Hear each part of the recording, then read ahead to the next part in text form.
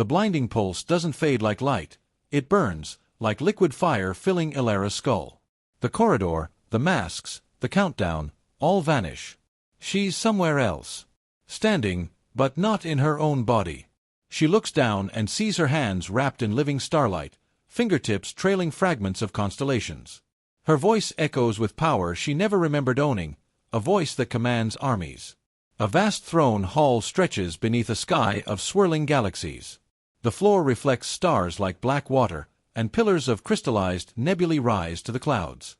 Thousands kneel below her, beings of bone metal, scaled monarchs of void oceans, and humans wearing radiant armor like suns held captive in steel. They chant her name, not afraid, but reverent. Ascendant Elara. Sovereign of memory. Keeper of the serpent crown. Elara tries to speak, but the memory speaks through her. She turns toward a towering figure kneeling just below the throne stairs, the Dark One, not shadow but fully formed. A noble warrior. Cloaked in armor that glows with the same sigils she now wears. His eyes are not malicious, they burn with loyalty. "By your command," he declares, voice steady, "I will defend you against the fractured stars." The memory world trembles like thunder slapping against glass. A new presence darkens the edge of reality, massive, horrifying.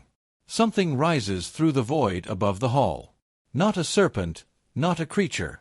A tear in space wearing the shape of a face, its features shifting like broken mirrors. Shards of galaxies grind in its eyes. A voice bellows from its maw, a voice that shakes the pillars. Light alone cannot rule. The hall shatters. The crowd screams.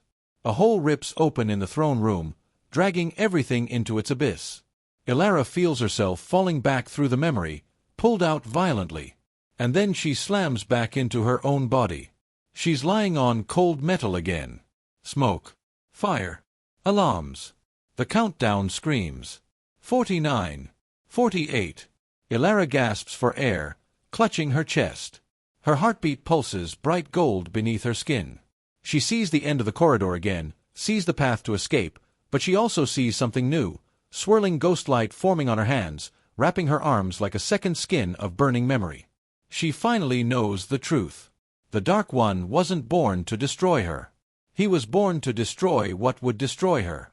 And somewhere above, beyond the collapsing corridors, that fractured cosmic face, the true enemy, is waking.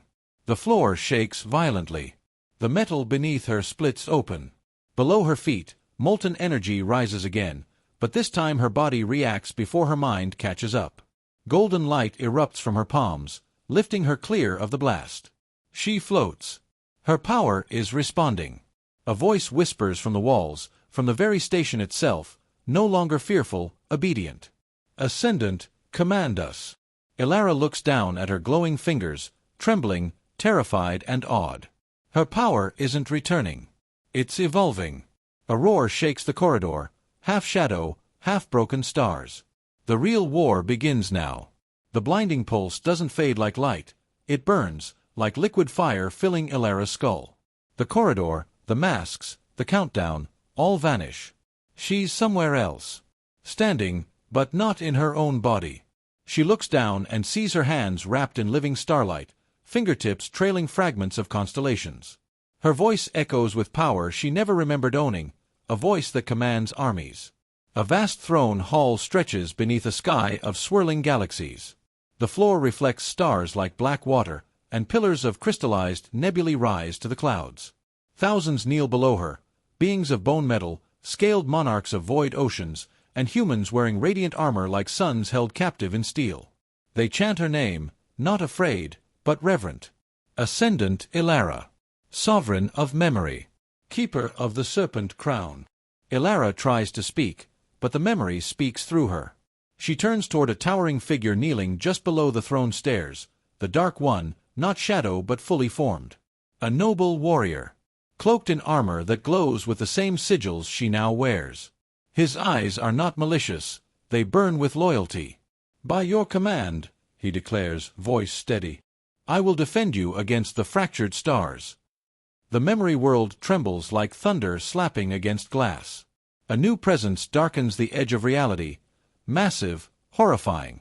Something rises through the void above the hall. Not a serpent, not a creature. A tear in space wearing the shape of a face, its features shifting like broken mirrors. Shards of galaxies grind in its eyes. A voice bellows from its maw, a voice that shakes the pillars. Light alone cannot rule. The hall shatters. The crowd screams. A hole rips open in the throne room, dragging everything into its abyss. Elara feels herself falling back through the memory, pulled out violently. And then she slams back into her own body. She's lying on cold metal again. Smoke. Fire. Alarms. The countdown screams. 49. 48. Elara gasps for air, clutching her chest. Her heartbeat pulses bright gold beneath her skin. She sees the end of the corridor again, sees the path to escape, but she also sees something new, swirling ghost light forming on her hands, wrapping her arms like a second skin of burning memory. She finally knows the truth. The Dark One wasn't born to destroy her. He was born to destroy what would destroy her. And somewhere above, beyond the collapsing corridors, that fractured cosmic face, the true enemy, is waking. The floor shakes violently. The metal beneath her splits open. Below her feet, molten energy rises again, but this time her body reacts before her mind catches up. Golden light erupts from her palms, lifting her clear of the blast. She floats. Her power is responding. A voice whispers from the walls, from the very station itself, no longer fearful, obedient. Ascendant, command us. Elara looks down at her glowing fingers, trembling, terrified and awed. Her power isn't returning. It's evolving. A roar shakes the corridor, half shadow, half broken stars. The real war begins now. The alarm glitches, the numbers jumping, melting into symbols she doesn't recognize. The masks from the prior hall flicker back to life, emerging from digital fragments on the ruptured walls. They chant in perfect harmony, voices ringing like chimes under a sea. The sovereign must choose. Balance or ruin. Elara's pulse surges, the gold light turns white-hot. The Titan's fractured stars shift in recognition. It knows her. It was forged for her. To oppose her. Or to crown her. A jagged spike forms in its hand, made of collapsed suns, pointed at her heart. Elara raises her glowing palms instinctively, power swirling into a shield. The impact shakes the air, but she holds. Barely. The Titan leans close, galaxies grinding in its eyes, and speaks not with defiance, but with a warning. Your destiny will break worlds, or mend them. Elara's voice cracks with both terror and rage. Then I'll choose my own. She unleashes a blast of gold-light memory, striking the Titan straight in the chest. It staggers backward, its universes jolting with shockwaves, but it does not fall. Its form stabilizes, cracks sealing like crystal healing itself. And then the Titan whispers slowly, almost reverently. Then the war of choices begins. The abyss beneath explodes into brilliance. The station screams. The countdown vanishes into static. And Elara is no longer just running. She's being hunted, chosen, and tested. The fractured abyss below the forge churns like a storm of shattered stars. The Titan's warning still echoes through Elara's bones as its colossal form sinks slowly back into the swirling void, but not defeated, merely waiting. The air around her remains fractured, reality flickering between metal, fire, and entire scenes she's never lived, cities she's never visited burning, a throne made of constellations, a crown splitting in two, and armies kneeling before a figure that looks unmistakably like her, older, colder, or broken. The golden energy clinging to her body begins dimming, not fading out but forcing itself inward, condensing like molten iron cooling into a blade. Elara gasps, clutching her chest as a searing image forces itself into her mind, a robed figure falling. A crown made of pulsing stars shattering. A sovereign of light collapsing under the weight of too much power and too much choice. The memory spikes with agony, and she sees the moment the crown cracks. She hears a voice she somehow recognizes as her own, though distorted, older, echoing from the future or the past. Power without doubt corrupts purpose. Elara falls to her knees as light burns behind her eyes. The masks that hovered around the chamber freeze, then slowly turn toward her, orbiting in a perfect circle. Their glass surfaces melt into mirrors, and each one reflects a different version of her. Warrior, tyrant, liberator, destroyer, leader, executioner. Each holding a different weapon, a different fate. One mask cracks down the middle, floating to hover inches from her face. Its reflection shows her wearing the shattered crown of stars. The mask speaks. You cannot carry the sovereign's mantle if you fear yourself. Elara forces herself to stand amid the collapsing chamber, the fractured timeline churning around her.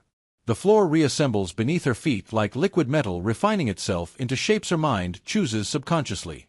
She whispers breathlessly, "I don't want a crown." The broken mask rotates slowly, its voice now a whisper that sounds eerily compassionate. "Then you must destroy it."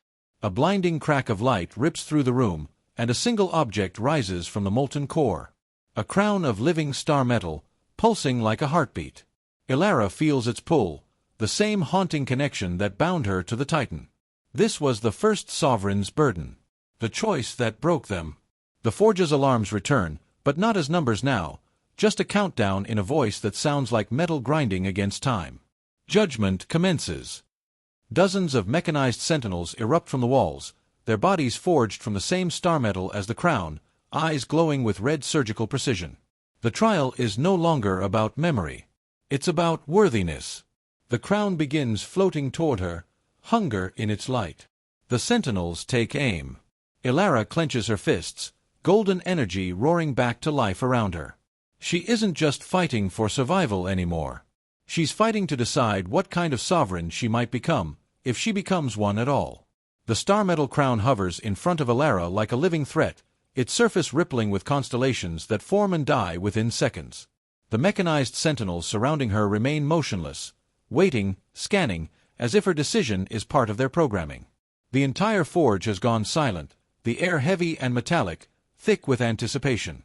Elara can hear her heartbeat echo through the chamber, each thud resonating in the crown's light, as if it's attuning itself to her pulse. She senses that if she reaches for it, she will become something powerful, but no longer entirely herself. A soft humming echoes behind her. Elara whirls around. From the molten floor rises a deeper, obsidian figure, sleek, humanoid, forged like a living shadow of metal and memory.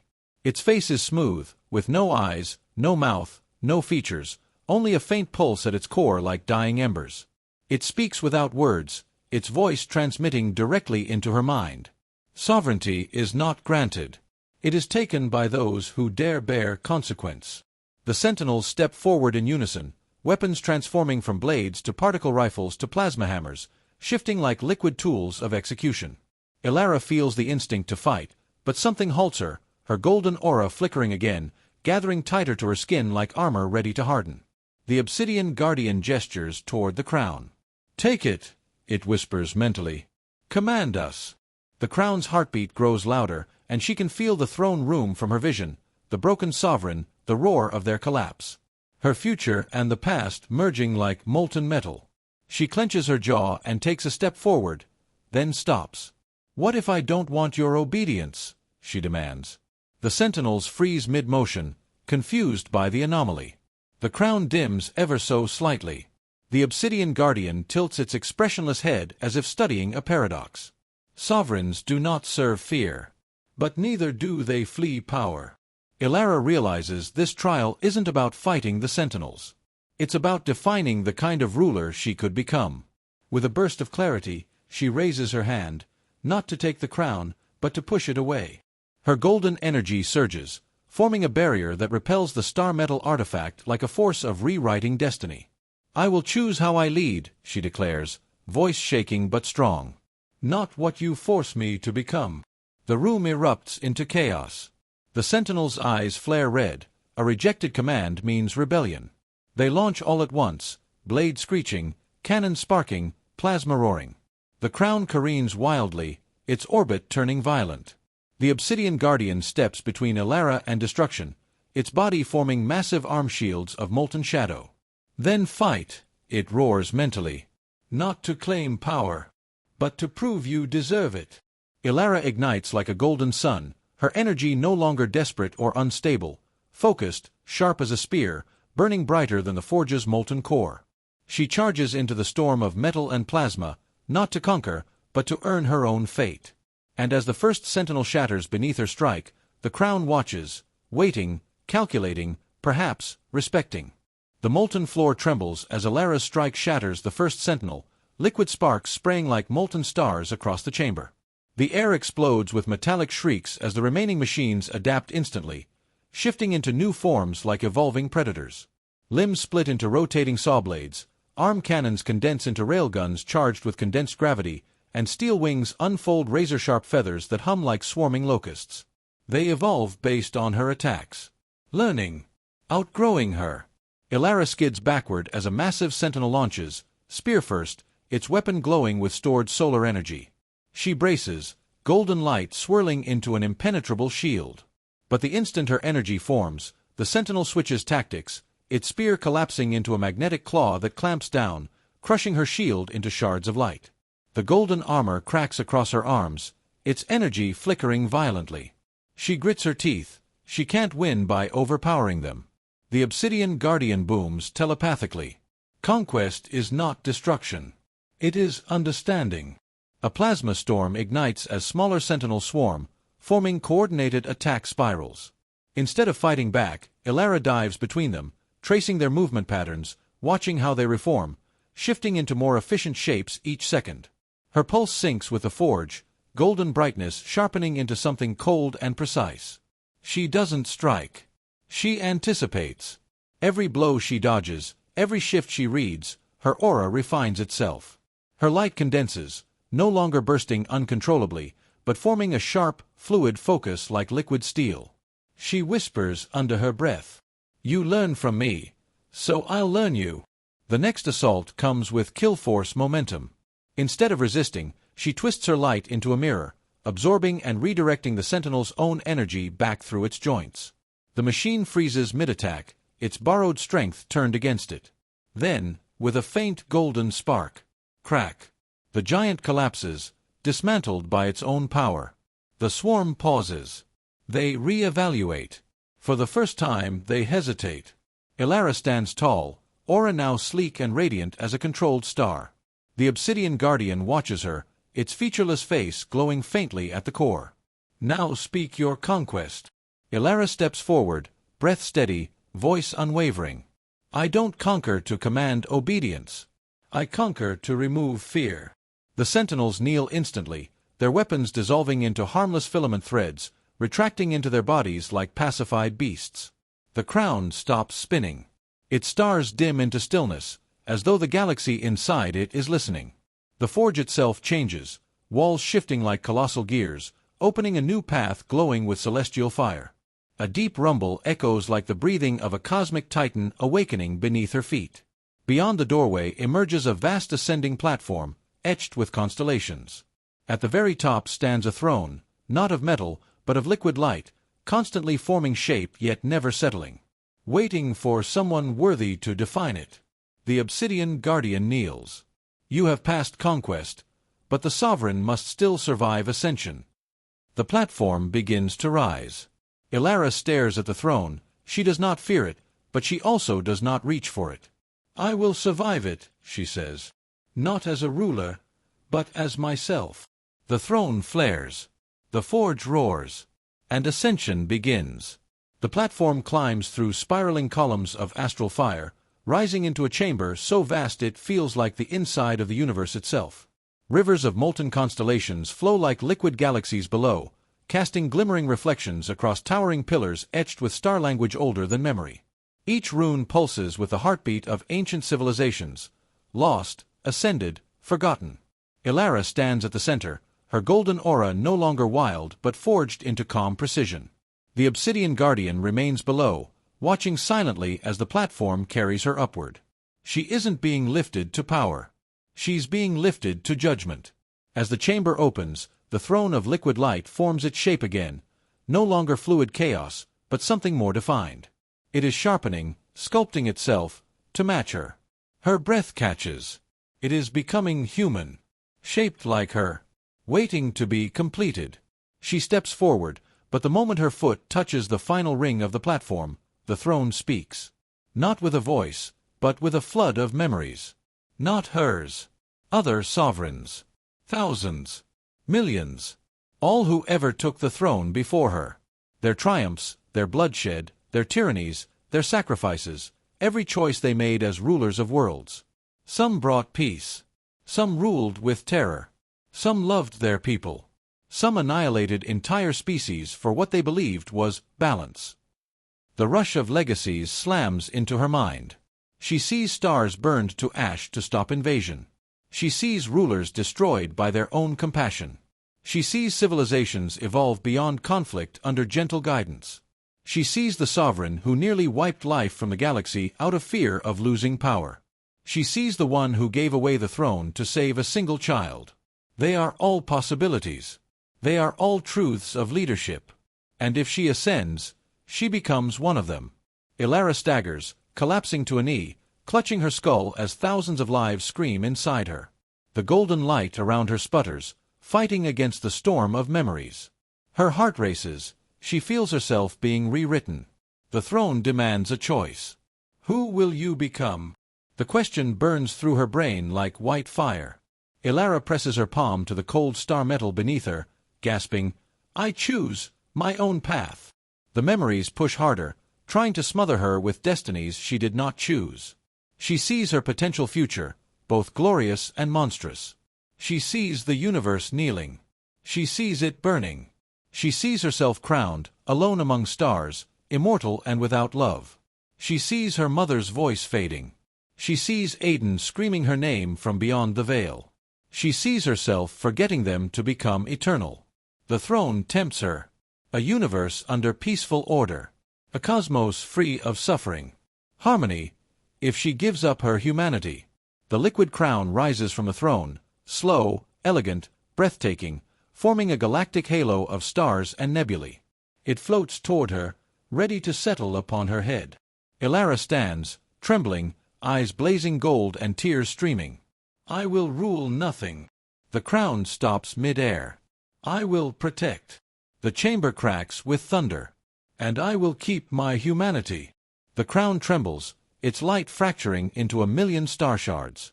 Instead of lowering onto her head, it breaks apart, imploding and reforming into a smaller, simpler form, a circlet of soft, radiant starlight woven like a promise, not a weapon. The forge responds. The galaxy beneath the platform roars like a star being born.